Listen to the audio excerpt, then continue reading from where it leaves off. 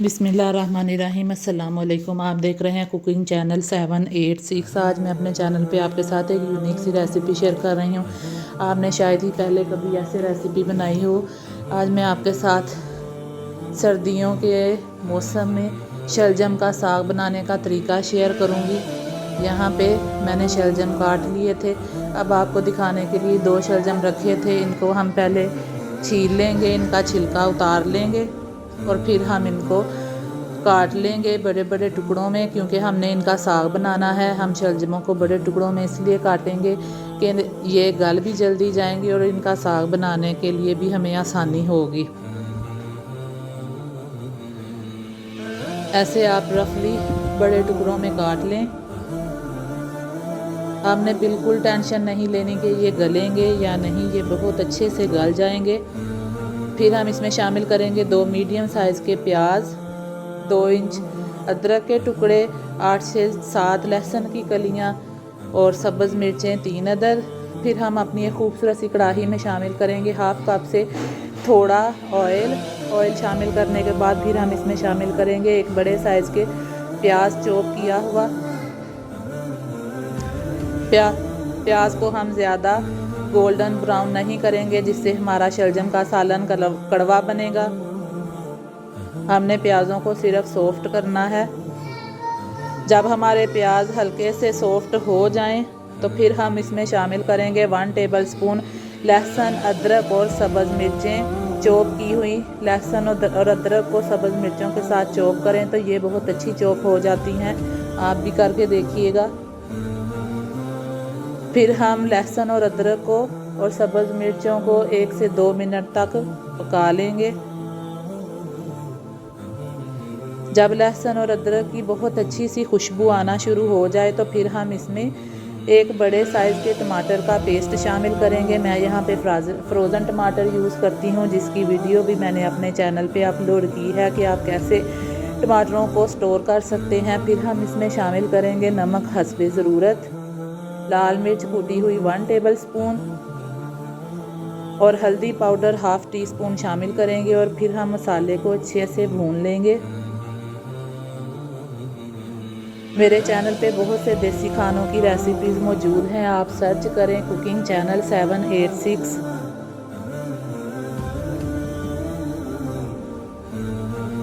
यहाँ हम मसाले को अच्छे से भून लेंगे। आप देख सकते हैं कि ऑयल सेपरेट हो चुका है। फिर हम इसमें शामिल करेंगे 1 kg शलजम, जिनको मैंने टुकड़ों में काट लिया था।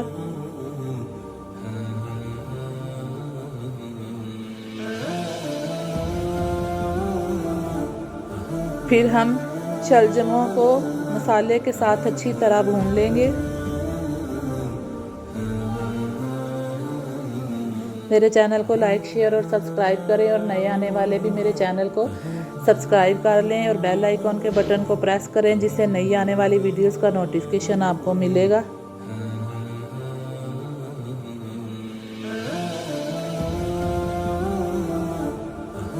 ये शलजम का साग बहुत मज़ेदार बनकर तैयार होता है। मेरी फैमिली में शलजम साग के तौर पे बनाए जाते हैं सर्दियों में।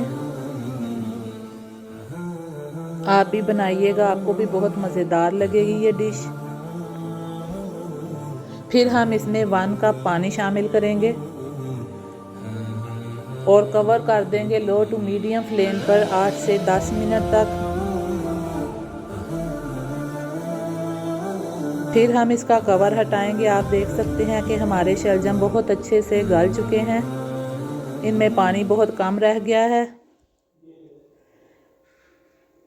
अब हम करेंगे यहाँ पे अपना देसी तरीका। आप इसे चॉपर में डालकर भी चॉप कर सकते हैं या ग्राइंडर जग में डालकर भी ग्राइंड कर सकते हैं, लेकिन मैं यहाँ पे देसी तरीका इस्तेमाल करूँगी। कूंडी डंडे के साथ का जो डंडा होता है उसके साथ मैं इसका साग बना लूँगी, इसको कूट लूँगी। हमने इसका ज़्यादा पेस्ट नहीं बनाना, हमने इसे ज़रा दरदरा सा रखना है। जैसे हलवे में दाना होता है वैसे हम इसे रखेंगे।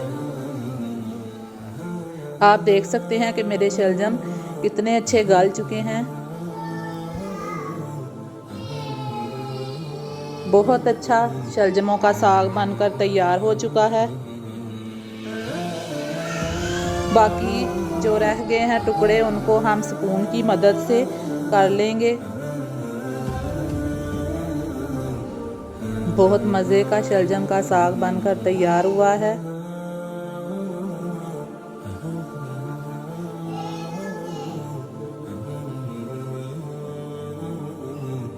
फिर जो इसमें पानी है उसे भी हम खुश्क कर लेंगे, भून लेंगे